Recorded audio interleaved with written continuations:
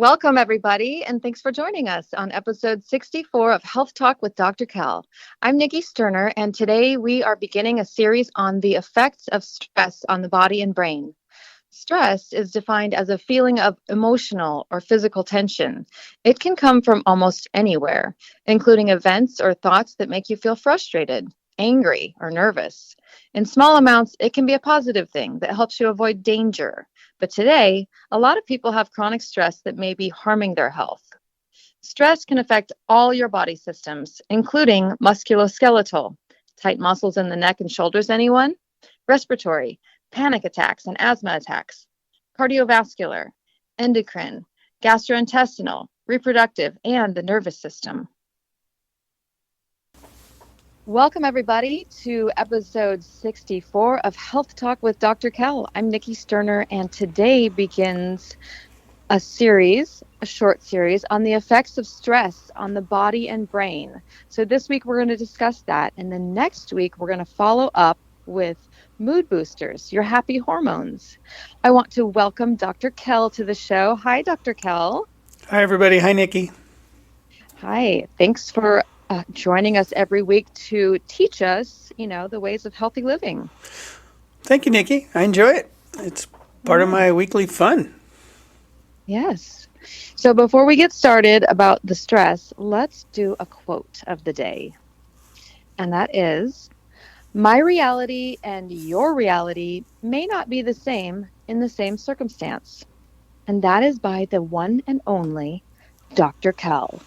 Woo! Dr. Kel. Okay, tell me about this. Well, thank you, Nikki. It's funny because I just came up with that today because we were doing this on stress, and I've thought about that over the years, though, a lot, that oftentimes when you put 10 people in the same situation and cause chaos, and everyone will react differently, or at least some will react one way, some another. We perceive things based on our past and our past experiences, and therefore we react differently in a given situation. One person might become really stressed out, another person stays very calm. And other people may be calm at that moment, and then minutes or hours or even days, weeks, months, even years later, when they think about that situation, they all of a sudden experience stress, even though they were calm at the time. Or other people, vice versa, they're stressed out at the time, but then later they can think about that and it doesn't bother them. You ever have that happen?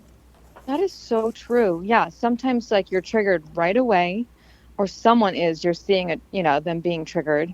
And then another time you might have like a conversation and they don't say anything. And then, like you said, years later or days later or weeks later, they come to you and tell you like, I've been thinking about this. And then they're upset, or, it just hits them at a different time, which is funny because you would think, that we process the same, but we don't.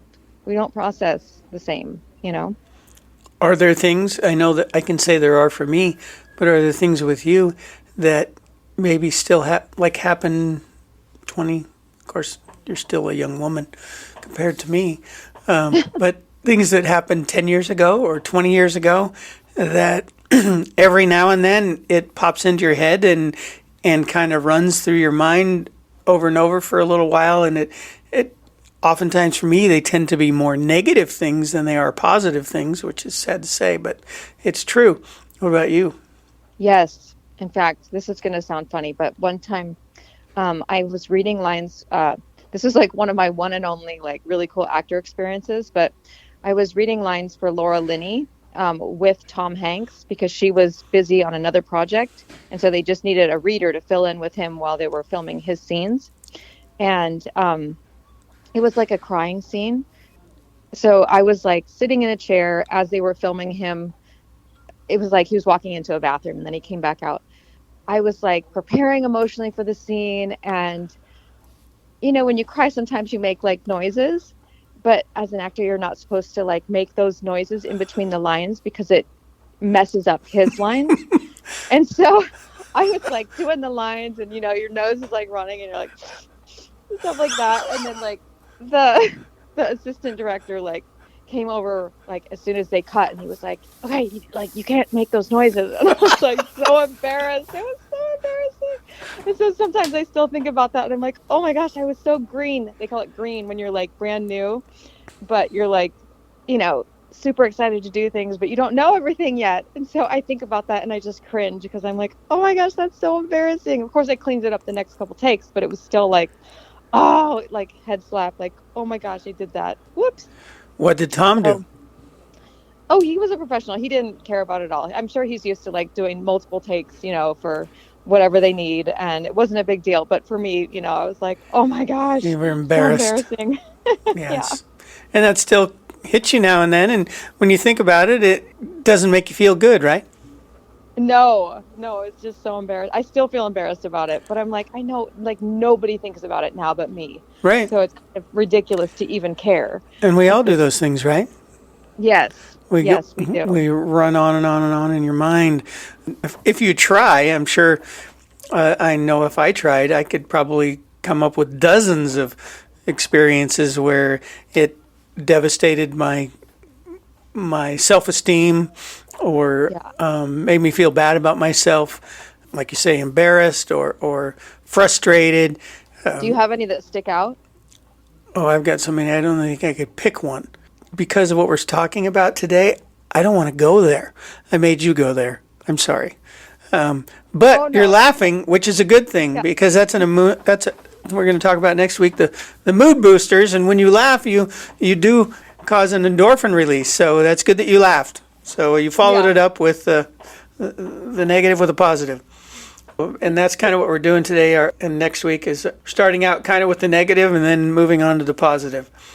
What we're talking about today is stress effects on the body and the brain and what stress does to you. I personally believe, as I've studied the health of the body over the years, that stress is the ultimate cause of our death.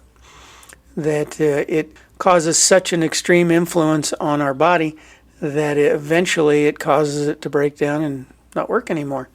And usually that occurs through inflammation.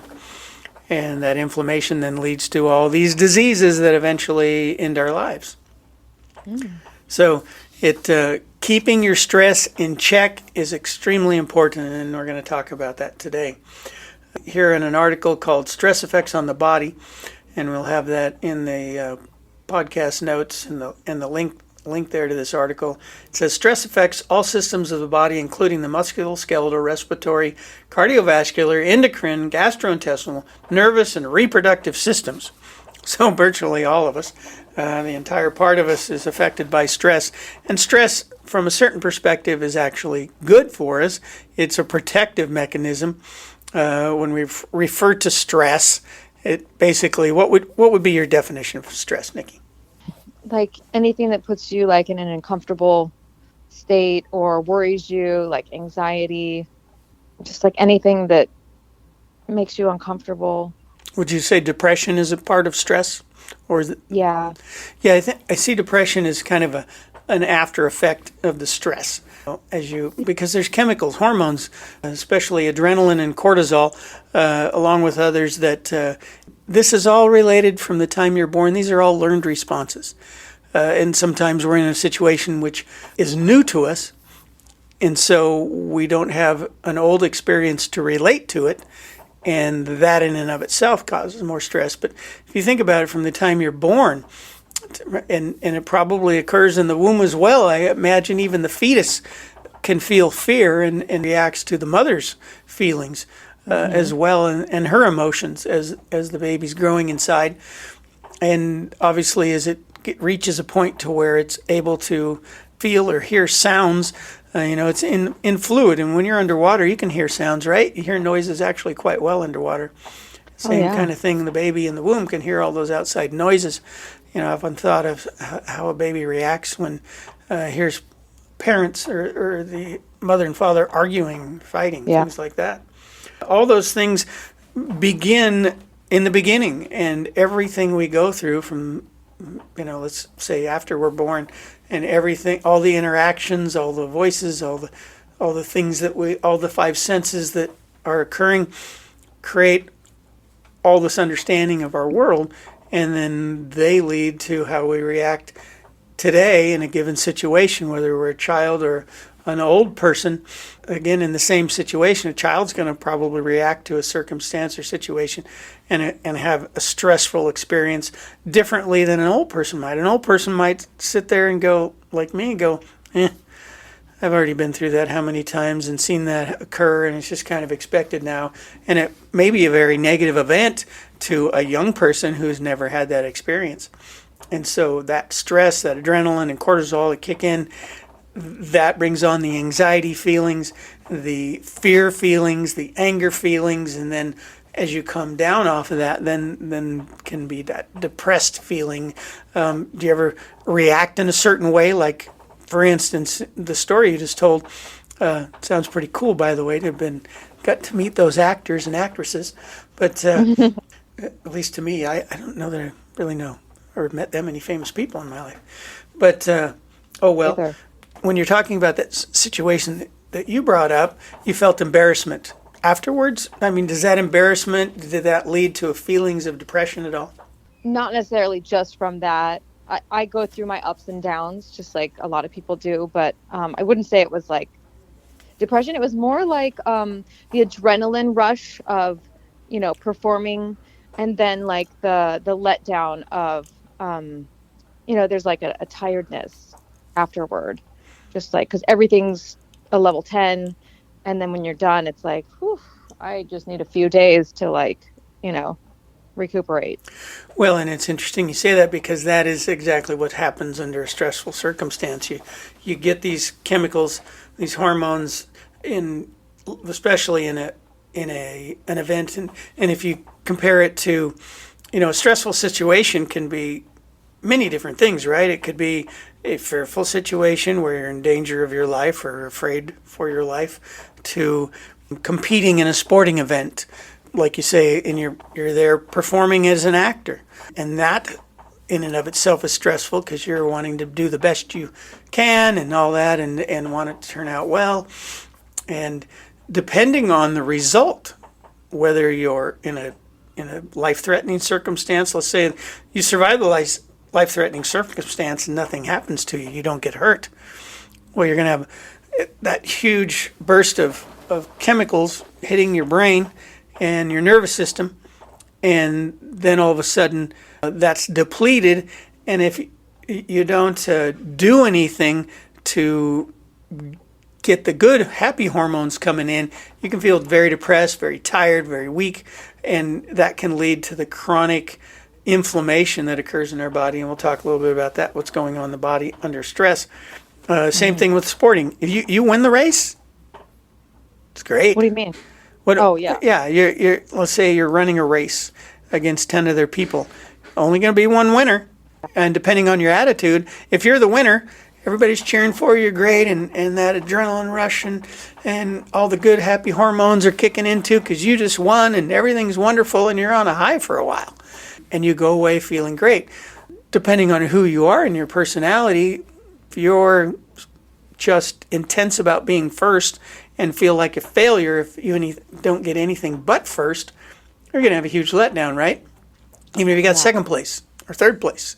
Even if you got a medal, you may just still feel crummy and begin to be depressed and beat yourself up and all that stuff going on. Or maybe you're the person that says, hey, I got second. That's great. I'm happy with that, et cetera, all the way down to the guy that got last place, that he's probably going to be the most depressed of all unless he's got an awesome view on life and can kick in his happy hormones and go, hey, oh, well, just on to the next. All good. Or he could be saying like, oh, I did a better time instead of like placing.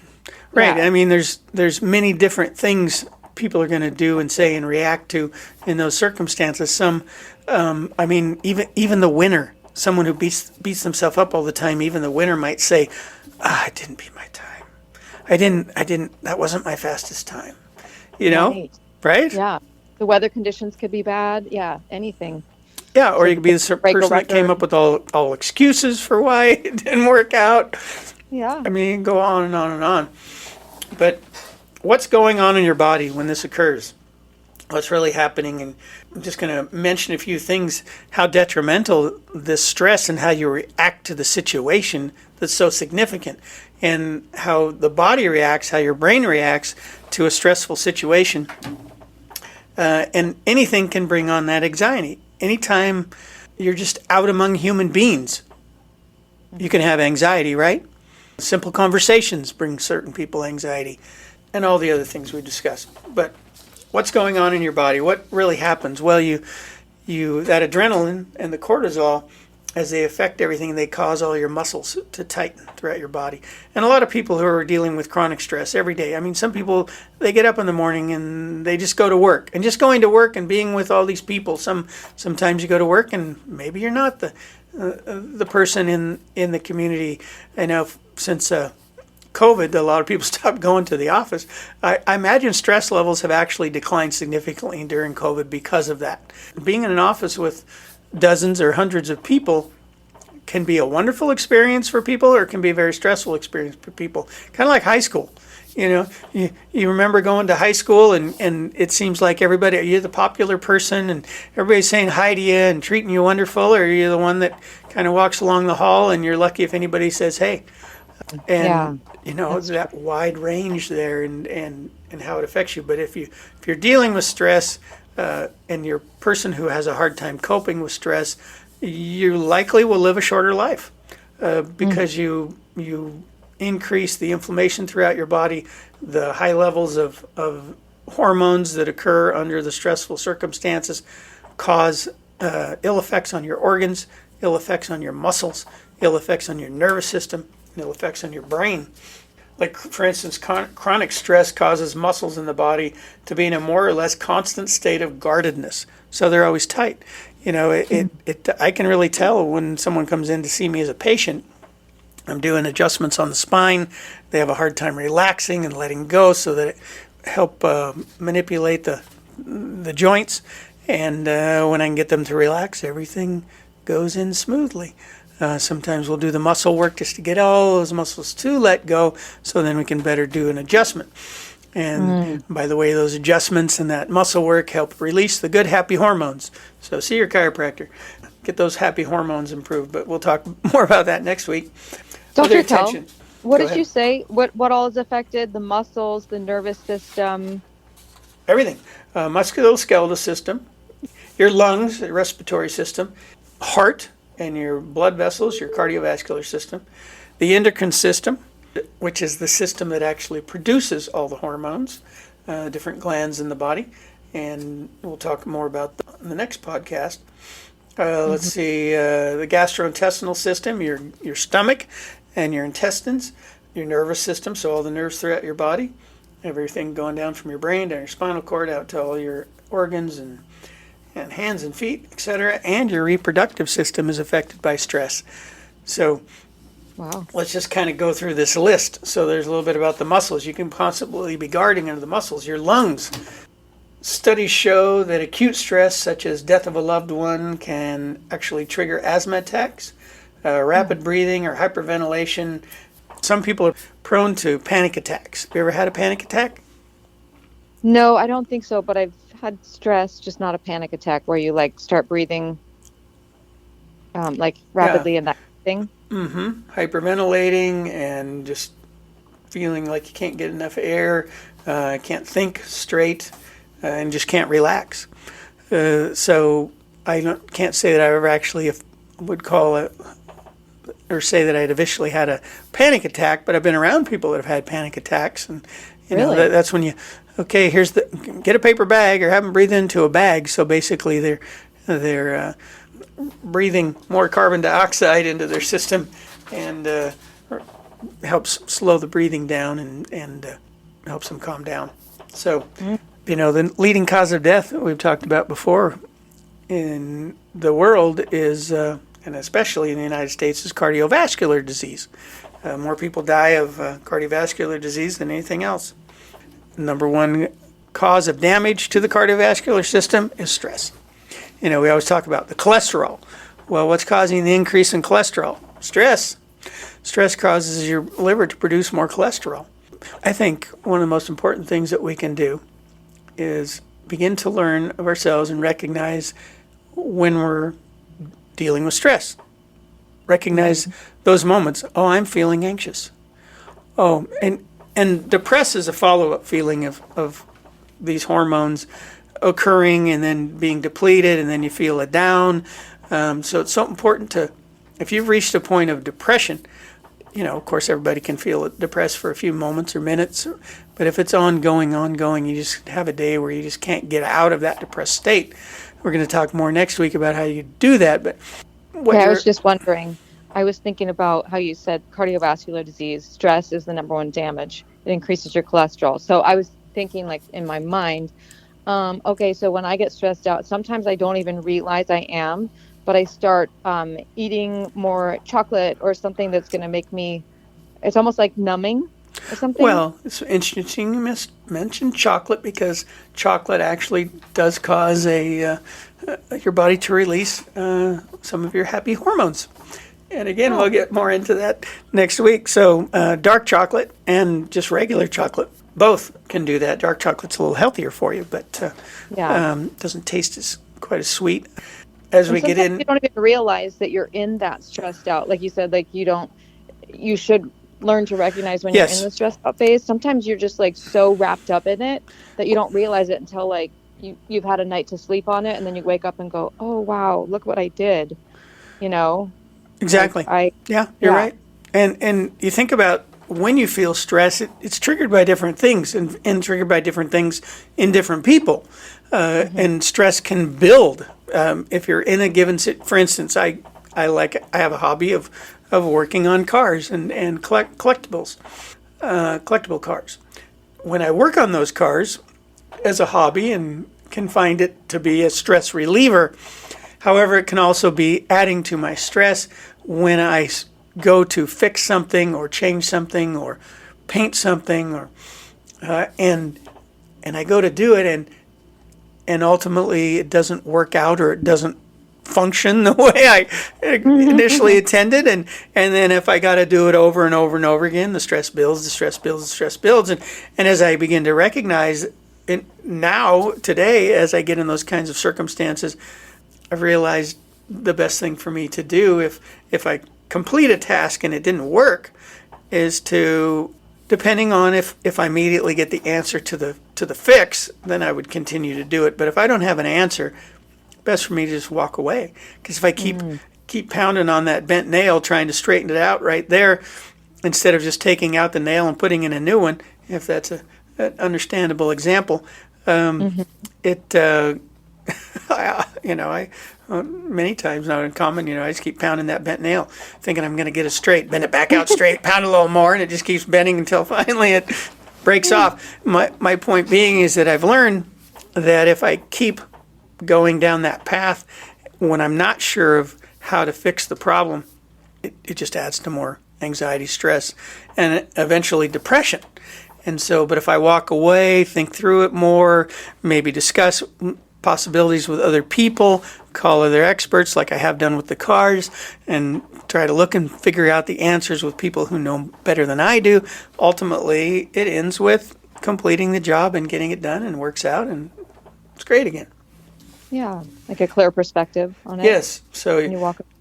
Exactly. Just, and my point here is, best thing we all can do is just beginning to realize when we're in a state of stress, sometimes you can't instantly get out of that stress, but recognizing that your stress levels are increasing, your heart rate is increasing, your muscles are contracting in your shoulders and around your neck, you're beginning maybe to get a headache. What do you want to do? I mean, we're going to talk more next week about really what to do, but you need to come up with a plan on how to deal with that. Some people just take 3 deep breaths. Just close your eyes, take 3 deep breaths, think of something positive. That alone can change your whole situation. But you know what I'm talking about? Do you have things that you do when you feel stressed? Do you have a routine, I guess would be the word, a routine to follow when you recognize you're stressful? Commit to some kind of a routine, or maybe 2 or 3 of them, where you just follow a few steps to bring the stress level down. Interestingly enough, when you're in stress, extreme stress tends to freeze the mind. mild stress tends to help you think of solutions. So a little bit is better, but one who's totally calm or maybe has a mild amount of stress can tend to think more clearly than someone who's kind of in overdrive. You know, the fight and flight mechanism of the sympathetic nervous system, when that adrenaline and cortisol kick in, it's all about survival. So in reality, the idea is to run, to flee, go save yourself, go somewhere where you're safe. But unfortunately, we have so many different levels that oftentimes aren't life-threatening, but it still kicks in. Your system still, stress system still goes off, and if it escalates, then it can be worse and worse and more of that kicking in. I don't know that we need to really go into it and say that things like adrenaline and cortisol connected with the hypothalamus and the adrenal glands, and they cope with each other. The cortisol's coming out of the adrenal glands, and the adrenaline from the hypothalamus, pituitary area of the brain, and they're all interconnected and work together to keep that stress going on. Yeah, it's almost like sometimes you never quite get out of the stress zone. Well, and for people who are constantly in that and don't come up with ways to get their happy hormones working and get their health back, thing can go on and lead to things like chronic fatigue, metabolic disorders, severe depression, immune disorders that often occur in the gastrointestinal system. And let's talk for a minute about everything from your mouth down through coming out the other end is what I consider part of the gastrointestinal system, or the GI tract. You're taking it in and it's working its way through. And as you go through that system, how does stress affect that? It affects it significantly. Mm-hmm. Your digestive processes are altered when you're in a state of stress. Your digestion can shut down, the movement of the intestines will slow, and that stuff will sit inside you longer. The production of different hormones and how they interact with the body. You have literally millions of neurons in your gastrointestinal tract, and they connect back to the brain. And what goes on inside the gut affects what you think in the brain, and what you think in the brain affects how the gut works. If you're having those stressful thoughts and feelings, it will cause tightening of that muscle, slowing of the functions, and then you can get things like bloating, gas, acid reflux, and can lead to more severe conditions of irritable bowel and all that, etc. later on. So highly important that you shut that process down as soon as possible when you recognize you're in a stressful situation. That always happens to me. Sorry to interrupt. Oh, go ahead. When I travel, I'm sure a lot of other people, like the listeners, have, when they travel, I feel like my bowels shut down for at least the first 2 to 3 days.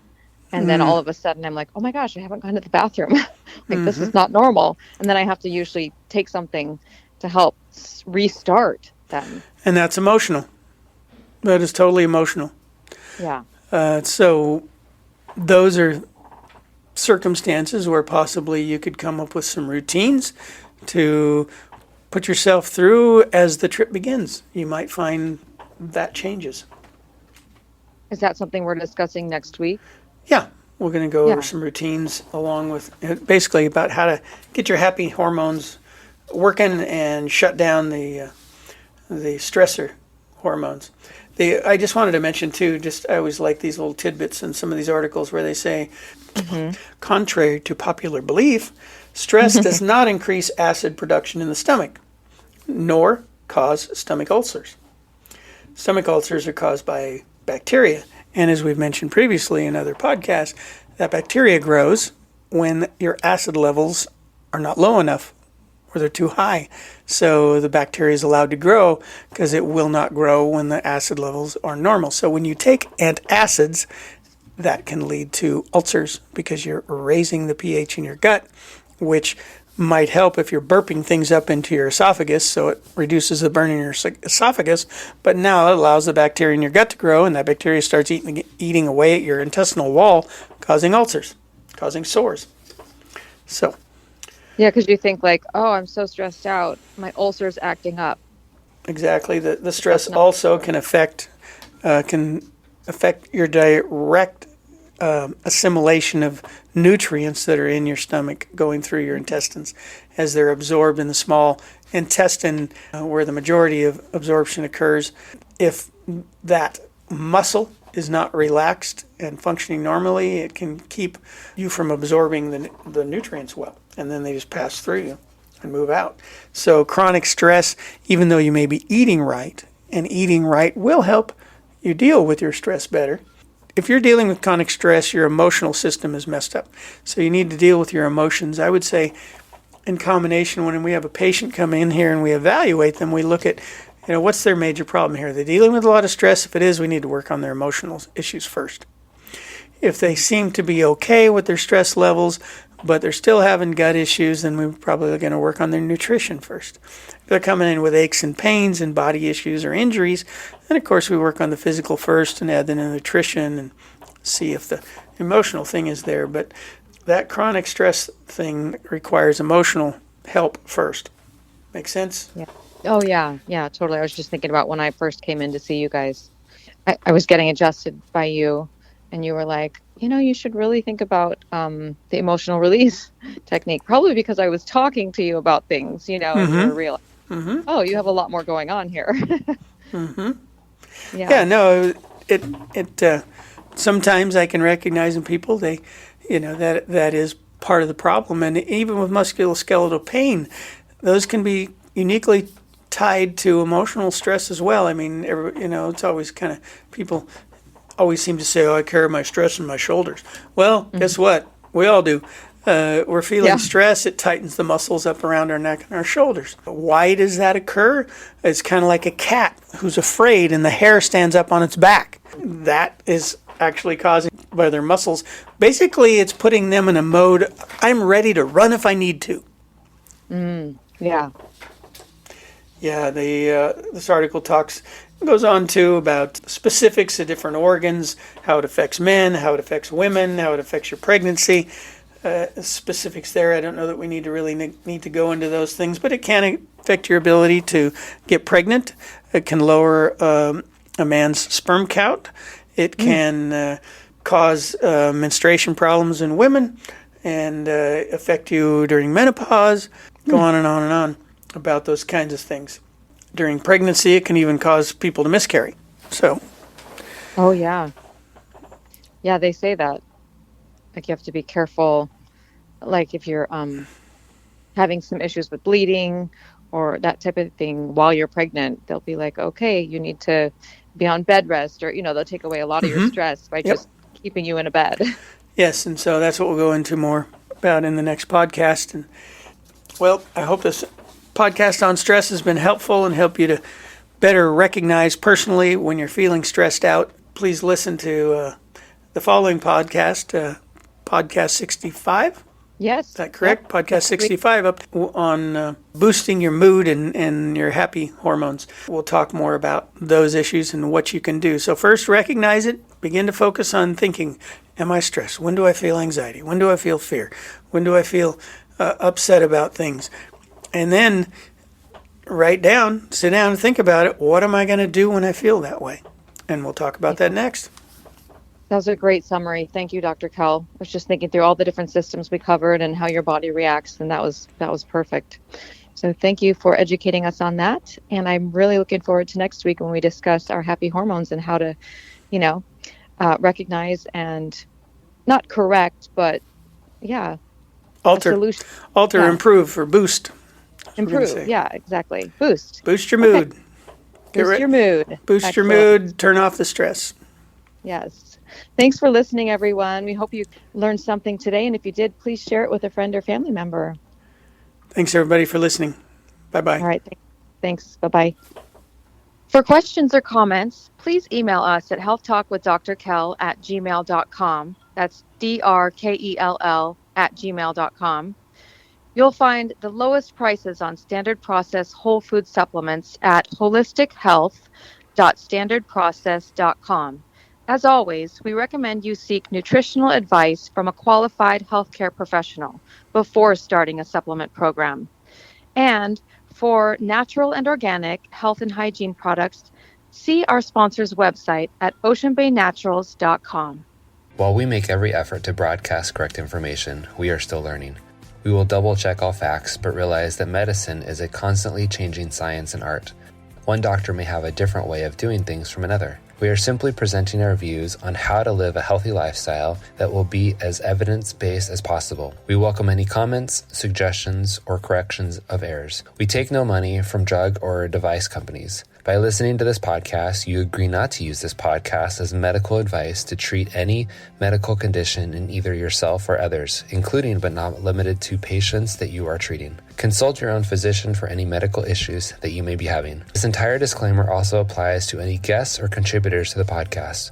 Under no circumstances shall Dr. Kel Fullerton or any guests or any contributors to the podcast or any employees, associates, or affiliates of Dr. Kel Fullerton be responsible for damages arising from use of this podcast. This blog should not be used in any legal capacity whatsoever, including but not limited to establishing standard of care in a legal sense or as a basis of expert witness testimony. No guarantee is given regarding the accuracy of any statements or opinions made on this podcast. Our website, blog, and podcasts are all HIPAA compliant. While you may give your email address to subscribe to the website posts or to post information on the website blog, we will never share your email address or contact information with any third parties without your explicit permission. The contents of Health Talk with Dr. Kel podcast and the show notes are all copyrighted. All blog posts, podcasts, and show notes that are distributed to the public for free can be redistributed via hard copy or electronic copy for free only if Health Talk with Dr. Kel is included as the acknowledged author within the actual media that is being redistributed. The Health Talk with Dr. Kel podcast is a production of the Orange Stack with executive producers Dr. Kel Fullerton and Eric Hammond and host Nikki Sterling.